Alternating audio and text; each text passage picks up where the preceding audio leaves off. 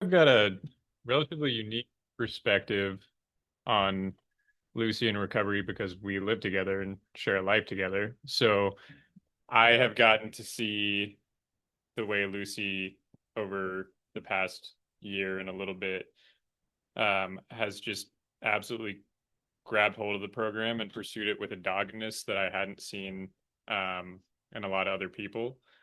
Um, I got to watch Lucy have a spiritual awakening, and the way she treats other people is incredible and kind, and patient.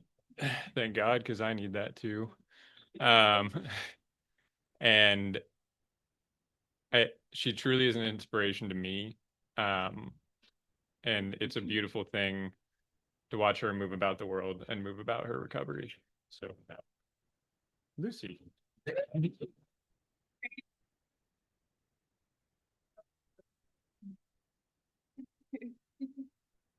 Hi guys. I'm Lucy. I'm an alcoholic. This is only the second time I've shared my story, never for this long. So I might get tripped up, but that's okay. I'm so grateful to be here, with you guys and yeah, to share my experience. Let's see. So I was born in Polson, about an hour north of here. And I have a pretty alcoholic family.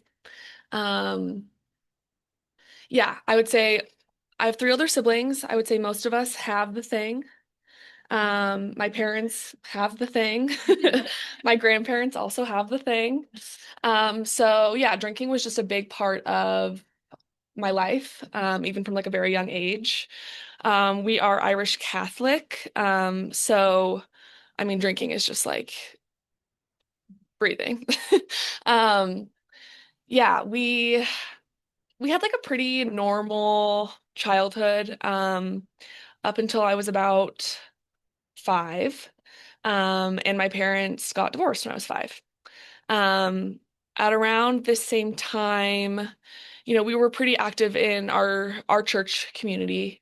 And I had a pretty good idea of like what I thought God was. We talked a lot about God and what um Catholic God like meant to our family and our religious practice and all that. But around the same time that my parents got um divorced, I had a pretty traumatic experience. I was sexually abused. I really believed that God.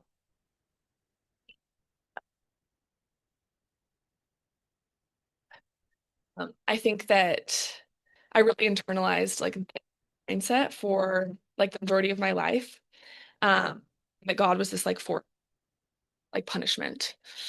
Um, and I don't say that they like abused and that's what made me an alcoholic. I think I just am. I think I always would be. There's me. Um, but um, but I think that what that experience did really instill in me from a young age is that God was like a sense of a higher power, up until I found this program and got sober. So after my parents split up, 5, they made the decision to have me and my siblings choose where we wanted to live. So my mom moved to Missoula, and my dad stayed in Polson, and he stayed with my 3 siblings. And I moved to Missoula with my mom. And we all had to testify against both of our parents. And yeah, this was just like really traumatic. And again, I thought I was being punished.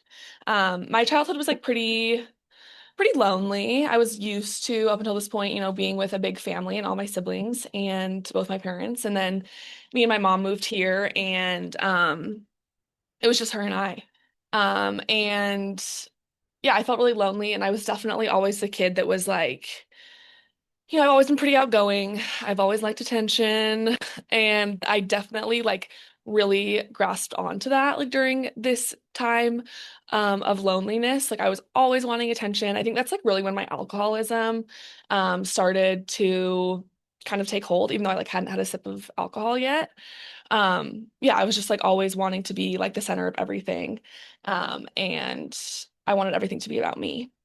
Um, and then let's see, the summer that I was 12, I was living here in Missoula with my mom. And I had like always been really interested in alcohol and everything grown up. I wanted to be a grown up from like a very young age. I was not interested in being a kid anymore. I wanted to just like grow up and do life and drink and party. I thought it would be so fun. And I remember I was just like a lot more obsessed with it than any of my friends were. Like I always, even though we weren't drinking yet, I was always the one to like talk about it. Like, have you guys ever thought about drinking? Just like bringing it up. I was pretty much just like a bad influence. And yeah, so the summer that I was 12 was when I had my first drink. And it was also the summer that I found out that my mom had been doing sex work for the majority of my life.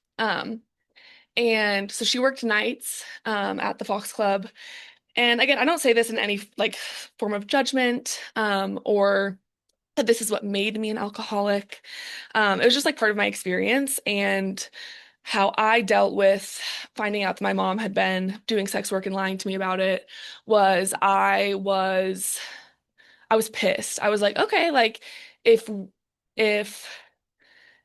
this is like the lot that I've been given. And if my mom's gonna lie to me, I'm just gonna lie to her. And so I started stealing money from her. I found out where she was hiding her money. And I would just steal as much money as I could all the time. And I would use it to like we called it hay mistering at the gas station, where you like ask a person to like buy you alcohol, which is insane that like anybody would do that with a 13-year-old girl. Like that's so crazy. But yeah, so we started drinking pretty young. I hadn't really gotten like drunk yet. I was just like casually drinking with my friends, posting it on the internet. Super smart. Um, and yeah, so that kind of like went on for a couple years. And then when I was 15, I was in high school and um boys really like entered the picture and entered like my drinking life.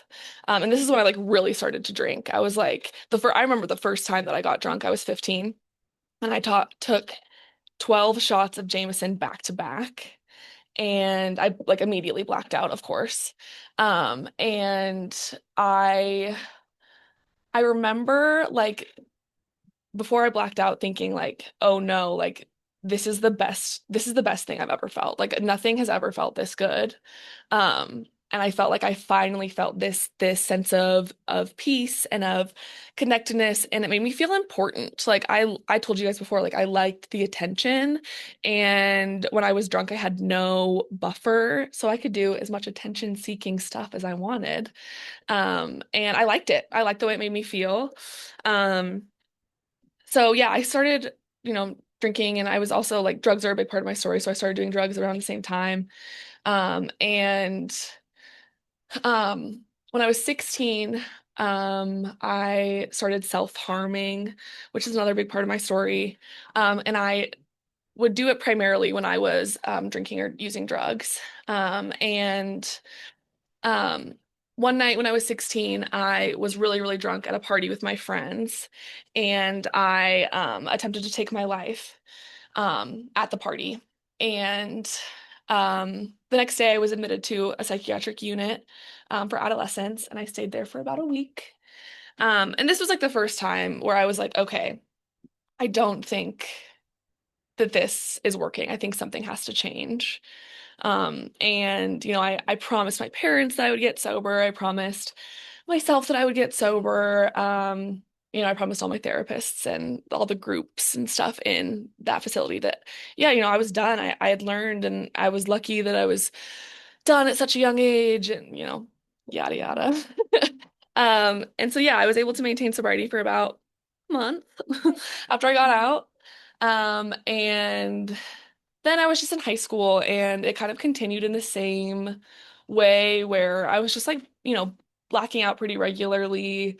I was putting myself and my friends in like really, really dangerous situations. And I just kind of continued on like this. I think after I graduated high school, it got worse. I didn't have very much like um parental regulation in high school, so that wasn't really a barrier for me.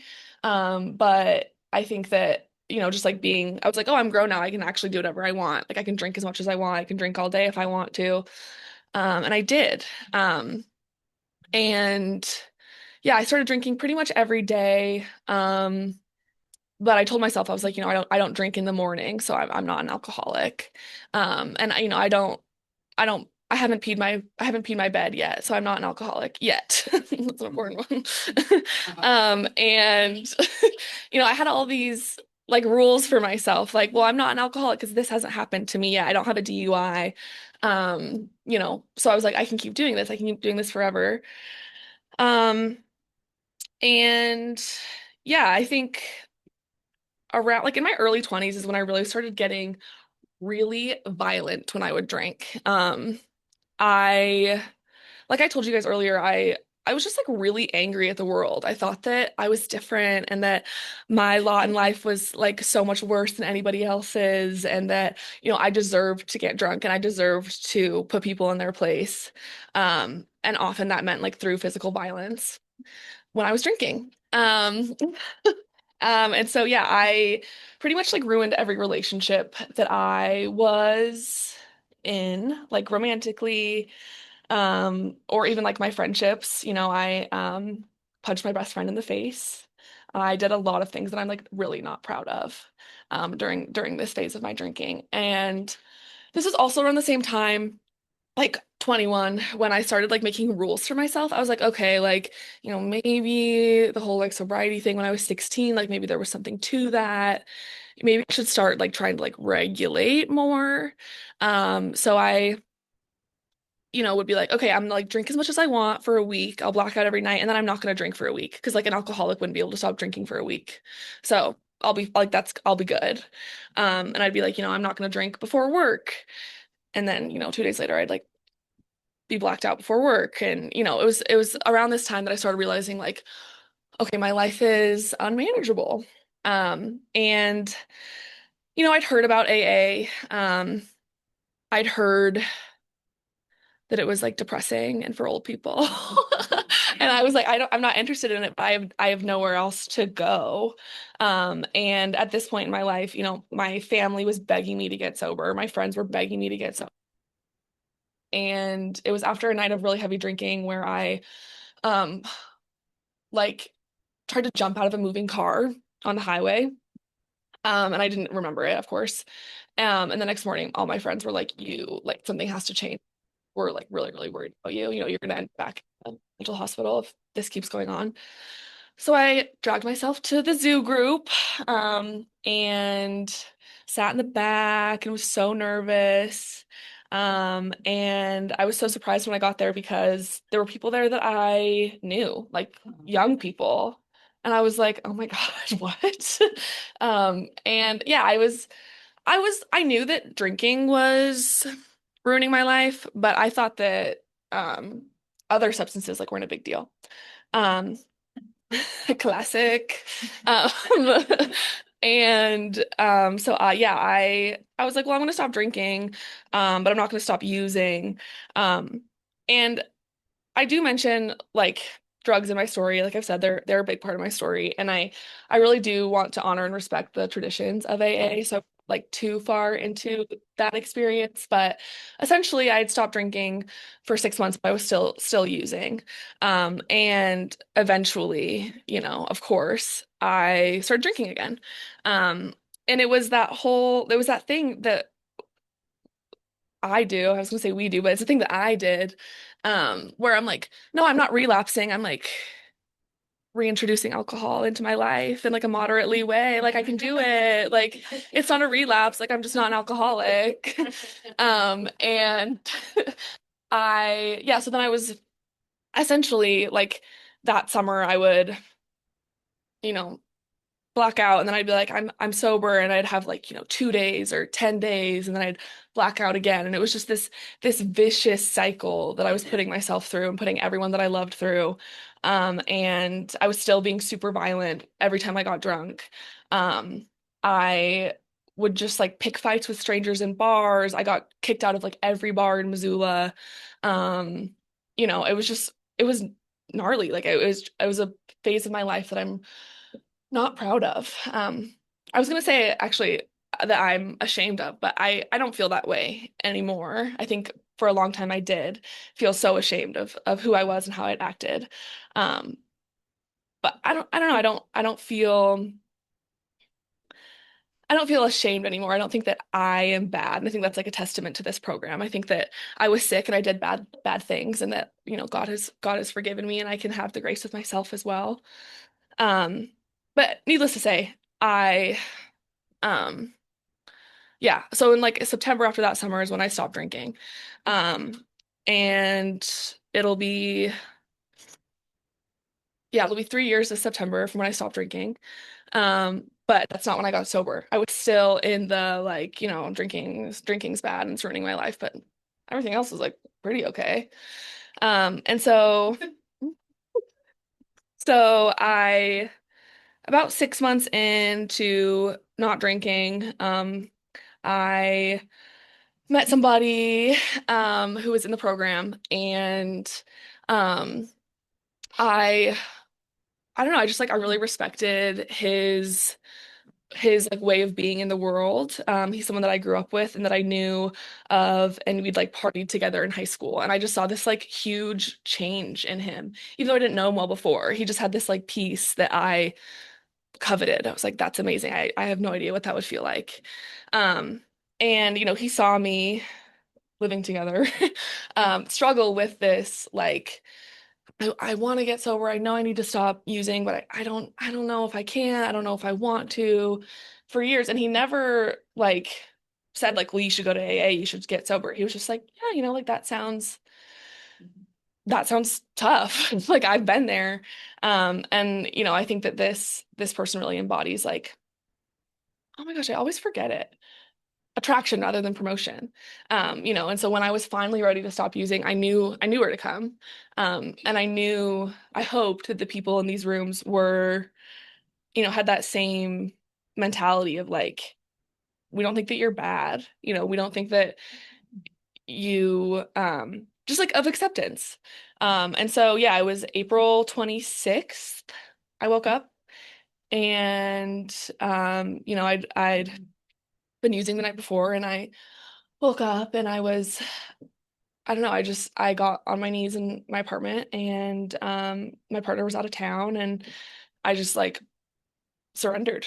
I don't know what happened, and I think that that is what God is for me, is that I all of a sudden had this relief that I've like never been able to have in my life. And I didn't know for sure that it would stick. Because so many times I'd tried to stop using before, and so many times I tried to stop drinking before, and I didn't know it would stick, but I knew that I wanted it more than anything, and that I was willing to do anything, and that wasn't something that I had felt before. Um, I think this was the first time in my life that I actually like really gave up and realized that like I have no control. I have no control over my illness, and the only thing that does is God. Um, I yeah, so I started going to Zoom meetings. I'd go to a Zoom meeting like every day. Um, and I was actually working a different program. I was working MA when I first got sober. Because of course I was like, well, it's di like marijuana is different. It's not alcohol. Like that's my real problem now. But it's the same thing. Um, and so yeah, I was working that program for a little bit, and then I moved to Minneapolis, and Minneapolis has this like amazing AA community. It's just like a huge recovery like mecca. And I started going to women's meetings for the first time, and I just really fell in love with this program in Minneapolis. And I found like my first real sponsor. And I'd actually asked someone else to be my sponsor initially. She was like someone around my age, and I thought she was super cool. And then like every time we'd get together to meet up, we were just like chatting. Like we talked about like the Kardashians for like 20 minutes one time. I was like, this is crazy. Like, I don't think that this is AA. Like, I don't think this is like working a program. So we broke up. And she's still one of my like good friends. But we had a sponsor breakup. And I asked the chair of my home group, who terrified me, to be my sponsor. And I did this on purpose because I was like, I don't want a sponsor that I'm friends with. I want a sponsor that's like going to hold me accountable. She was a little bit older, she had more time under her belt. She was kind of a hard ass, and that's really what I needed. I needed someone that wasn't going to like, first of all, talk about the Kardashians with me for 20 minutes when I didn't want to do my step work. I wanted someone that was like, really gonna like make me confront these ugly parts of myself. I remember like early on working with her, it was Halloween, and I'd gone to like a Halloween sober party the night before. And like, yeah, I don't think I like going to parties anymore. Oh, it's so embarrassing to even say this, but I was like, I am just so used to being the life of the party. And she was like, I think that's ego talking. And that was the first time that someone was like really like looked at me and was like, this isn't cool. Like this is a character defect that's keeping you sick. And yeah, I think that her being so straightforward really just like helped my progress. It made me look at myself in ways that I hadn't before. And yeah, I was going, she was kind of a stickler. I had to go to call her every day. I'd like text her when I got to a meeting. Um, and we did like really comprehensive step work. I had like homework for every step. I'd have to talk to other women in the rooms for pretty much every step, asking them about their experience. And I hated this at first. It made me feel so awkward. Um, but I think that the thing that's kept me sober the most is connection to people in these rooms and talking to other women, especially. Um, I think that, being forced to talk to other sober people, has made me realize that like the the connection that I have with you guys is like actually is so beautiful. It's such like a vital part of my recovery and of my program. Um, yeah, I think my relationship today with higher power, it's like it's the guiding force of my life, which I never really thought. I thought that I would like do the God thing and kind of like fumble my way through it and kind of like maybe fake a connection. But I don't know, I truly believe that God is what saved my life. And that um yeah, it doesn't feel my connection doesn't feel fake at all, which I always thought there would be like a smidgen of doubt, but there's no doubt in my head that my higher power is like working miracles in my life. And I think because I grew up with this notion that God was a punisher, there was like some resistance when I first entered these rooms into the whole like higher power thing. Um but talking to so many sober women about like what their conception of a higher power was so powerful. I was instructed to ask six sober women what their conception of a higher power was during, I think it was my second step. And their responses were just so beautiful and so surprising to me and so vastly different. And I think that's one of the things I love so much about this program is that like we all have our own higher power and it doesn't have to be the same. There's like no requirement for what that looks like. It can be different for every single person. Like there are as many like conceptions of God as there are sober people, and that to me is like so beautiful. Yeah, so I asked these people what their conception was, and one woman said like it's the love that I feel for my family and it's the love that I feel for my fellows. And another person said like I think of my higher power as the first woman in like my lineage of ancestors, like the first mother. And I don't know, it really started to click for me. There's a woman that I know in recovery, and she always says that before she entered these rooms, she had a God that she understood. And after entering them, she has a God that she does not understand. And that's okay. And that's part of it. I think that for me, I have stopped like pinpoint what my higher power is exactly. Um, and just accept it and allow it to work miracles in my life. I think that, I think that my God has always been there. Even in like the darkest days of my drinking and using, I think that God was always there. And I think that I couldn't see it. Um, and yeah, someone once said in a meeting, like, a higher power is like, it's always there. It's like when you fall asleep at night and you close your eyes, it's not like all the furniture in your room disappears. You just can't see it, but it's always there. Um, and I love that. I think that, my eyes were so closed for so long to any sort of like connection to um, this thing. And but now I know that like when I talk to God, I can hear them if I'm listening. That's a big one for me if I'm listening.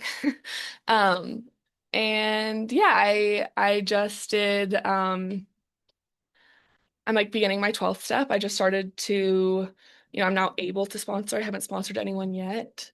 But um I never thought that like I would get to that point. And I think that that goes back to like kind of like terminal uniqueness. I think that there was a part of me that was like, well, yeah, I've worked the steps and I have like a little over a year now, but like I'm still different. Like I shouldn't be able to sponsor. But no, like that's not how this program works. Like it's pretty cut and dry. Like if you've worked the steps thoroughly and you have a connection with a higher power, like I'm no different. I'm just an alcoholic that's worked the program. And I think that accepting that I'm not different and that I am just like everyone in these rooms has been like the greatest relief and one of the greatest joys of my life thus far. Um, yeah, let's see, I still have kind of a little bit of time. Okay, cool. Well, I brought my little notebook. Because this is the notebook that I work the steps in. And like I said, I had lots of homework. So my sponsor would give me like worksheets essentially of questions that I had to answer. I'd, read that portion and then I'd answer more questions. So for step one, were in your drinking, how was I powerless? How was it unmanageable? And what would my life look like today if I was still using? Um, and yeah, I mean, I was powerless over drinking absolutely from the very start. And I was powerless in all the classic, alcoholic ways. I tried to stop and couldn't. Every time I had one drink, I had 10 drinks. Um, I acted in ways that I would never act when I was sober. I was like a completely different person. But also I wasn't. That was me that did those things. Um, and how was it unmanageable? I mean, my life was so unmanageable. I couldn't hold a job. I think I worked multiple jobs for like 2 weeks, 3 weeks at a time. And then literally mid-shift, I'd be like, I'm gonna go. And my bosses would always be like, "What?" I'd be like, "Yeah, I'm gonna go. Like this isn't working." Um, crazy. One time I went out to smoke a cigarette at a job and just left. Like just did I was like, I'm not going back in there. So yeah, I was like I couldn't hold a job. I dropped out of school like 4 times in 2 years. Um, I slept on a mattress on my floor. I did not take good care of my dog. That's been like a big part of my recovery. And um like a big reason that I got sober actually. I'm surprised I haven't mentioned her yet, but I got a puppy when I was like really deep in my use of fucking, of course. Sorry. Um, and um, and I did not take good care of her when I first got her. I, left her at home for extended periods of time when I was out, and I didn't train her very well. And I think that having that reminder of like this being that I've like that has trusted me to take care of her and I'm not doing that really was like a driving force in my sobriety, because I was like, this is like a constant reminder of like how I'm messing up. And yeah, I can maybe do this to myself forever, but I can't do this to this beautiful little thing. Um yeah, and I mean now she has a great life. She's spoiled rotten, and I wouldn't have it any other way. Yeah, but let's see. I How my life was unmanageable. I mean, I started fights with strangers. I got kicked out of bars. I've said all that. Um, yeah. What would my life look like today? I think there's a good chance that I wouldn't be here. I was so violent towards myself and towards others when I was drinking that I think there's a really good chance that I wouldn't be here if I was still using. Um, I don't think, I mean, I definitely wouldn't be in my relationship. I wouldn't have graduated school. I wouldn't be able to keep a job. And I'd probably be like in and out of the psych ward or in and out of jail. Um, okay, for step two, um, I had talked to 6 sober people that have something I want, and asked them, how did you establish a relationship with your God, and what is your conception of God? And 3 of these conversations needed to be face to face. Um, yeah, I guess I only wrote down like one of them, but um, I asked someone, like where do you feel connected, or like how did you establish your relationship? And she said, um, it's all about connection with God, figuring out how to connect the better version of myself and my higher power, laughing with other people, and God guides her to be better and gets out of her character defects, which are isolation, which I totally relate to, because when I was definitely in the depths of my disease, I was just doing me. Okay, step two. Again, this is in the 12 and 12. I was asked what my personal definition of insanity was, what the dictionary definition of insanity was, experiences in drinking that could be described as insanity, and then experiences in recovery that could also be described as insanity. Um, I think that this one was great because like I'm still crazy. Drinking didn't solve that. My sponsor always says like alcoholism is a thinking problem, not a drinking problem. Like I was an alcoholic before I ever touched a sip of alcohol, and I'm still an alcoholic even though I haven't had a drink in almost 3 years. Um, because that's my illness.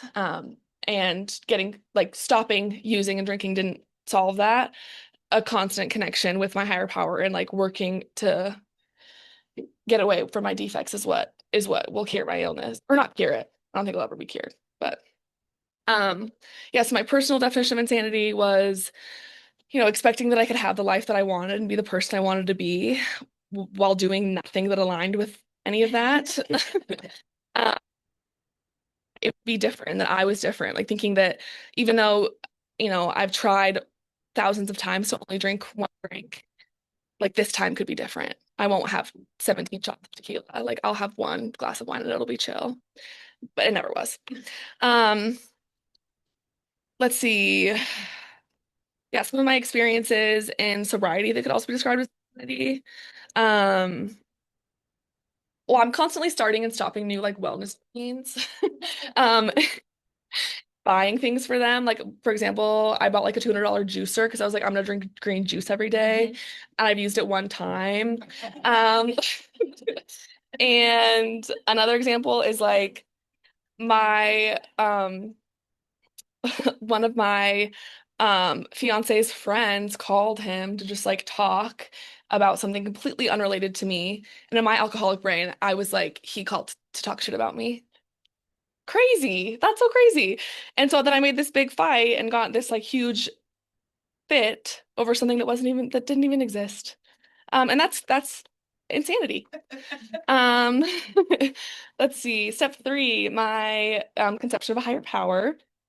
Um, let's see. It says, write your concept of a higher power. I said, and I think this is ever evolving, but I said, my higher power is the energetic connection among all living things and the earth itself. It is the moon and the wind and the love that I have for my friends.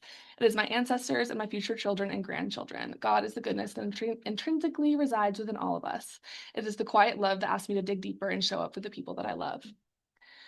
If I'm meeting God, what would I ask? What would I ask God? And am I mad at God about anything? Um, I would ask God for serenity and to give up control. Um, yeah, I would ask God to be more useful, to get out of self. I would ask for forgiveness and guidance. Um, and then, yeah, I have 5 instances of God moments. My sponsor always says, like, if it's odd, it's God. And then so I try to look for coincidences, even if they're like silly and small. I think that God works in, I don't know, I think that God can be silly and fun, and that sometimes it works in like very mysterious ways. For example, this one night, this is also proof of my insanity in recovery, but I was like really craving a donut.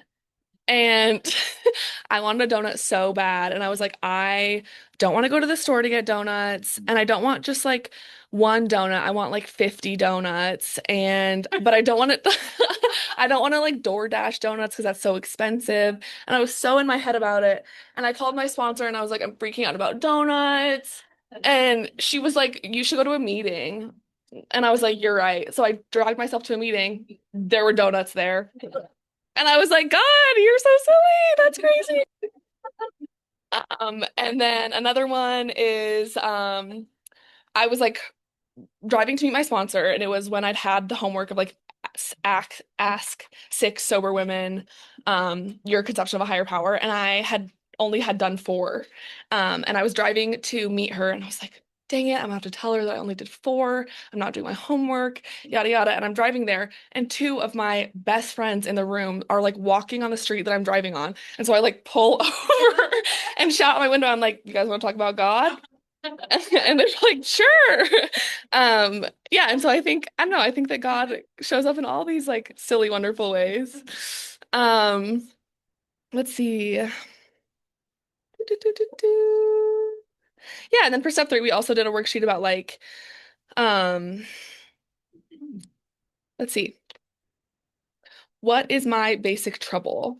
This is like from page 61. And it's like in the big book, and I think it's something like that I'm an alcoholic and that I'm selfish. Um, which, which like of course. And then number 2, am I a self-seeker even when I'm trying to be kind? Am I a victim of the delusion that I can wrest satisfaction and happiness out of life? Absolutely. Um, is it not evident? Um, yeah, these are all questions from the big book, like, reservations about turning my will over, reservations about turning my life over. How well have I managed my life? What is God's will for me? What am I willing to do? Just yeah, just like really getting into like, I can talk all day about like turning my will over and like what that looks like, but I think that for me having these like really concrete questions of like how does that look day to day, and like why do I have fear? Why haven't I done that yet or been able to do that yet?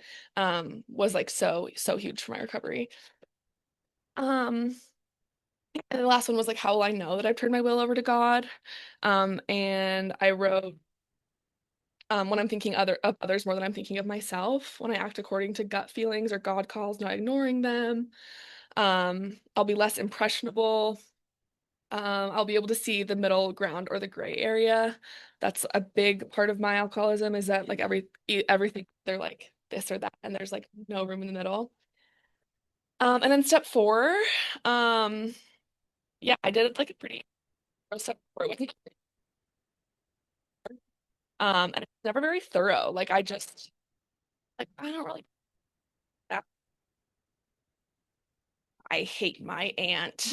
And it's like, okay, like you obviously do care. So I decided to like really do a really, thorough 4th step.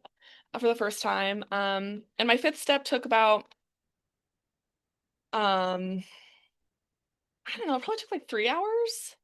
And my, after my fifth step, my sponsor sent me a list of what she calls like my old ideas. Um, and she asked me to like reframe them, and is as like into new ideas. And when she sent me that list of old ideas, I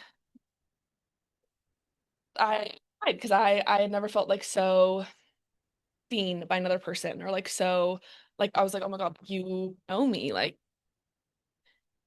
I just felt so seen. And I think it's been um beautiful to like rewrite those narratives that I've like told about myself in my life. Um, I think that this is also how we helped identify character defects. So like my character defects lie in the things that I like tell about myself in the world. And so like for example, one of my old ideas is that I'm on my own and that no one will protect me or stand up for me. And this um defect is based on fear. Um, Number two was like my needs are less important than other people's needs. This is my defect of the abandonment of self.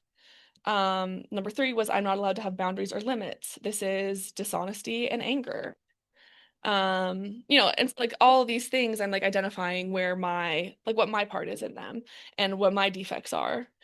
Um, and then for step six, we had I wrote down on one side my defect in the definition, and then on the other side, I wrote examples of that defect and like how it shows up in my life.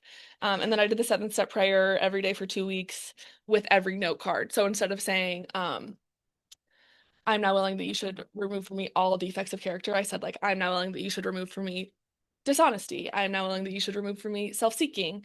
Um, and I really, this was like just a really amazing part of this work. I really like felt a lot of relief, I think, in this. I think that um another thing I wanted to say is like with all of my steps, I thought that there would be this like white light moment that I would feel like so amazing after I did my fifth step, or like so amazing after I made my first amends.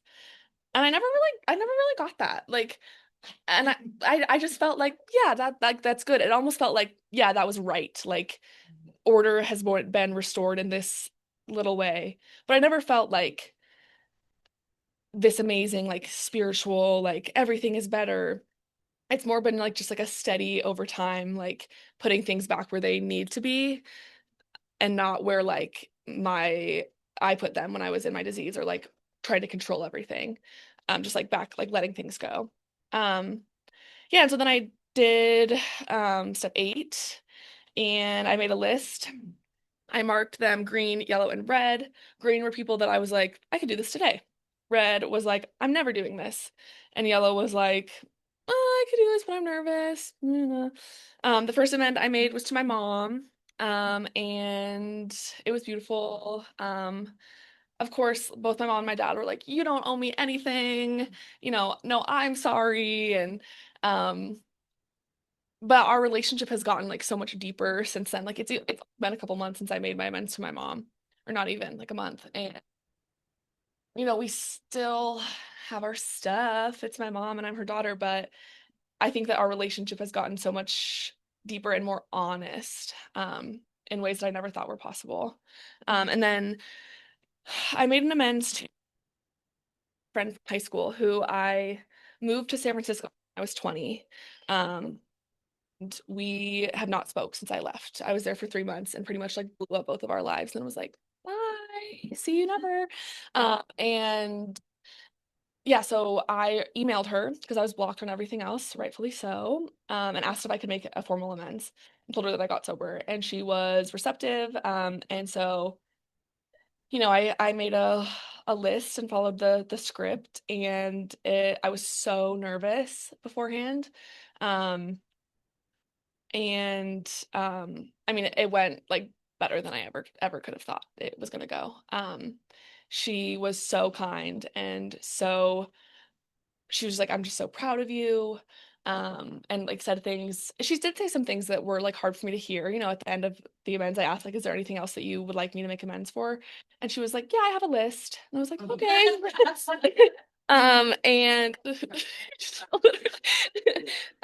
and but there are things I needed to hear. She said like, "I was afraid of you because you were violent and you were volatile." And that was really hard to hear. But it's also true. And I need to understand that um those are things that I did and that is who I was and that I am still worthy of love and of being sober.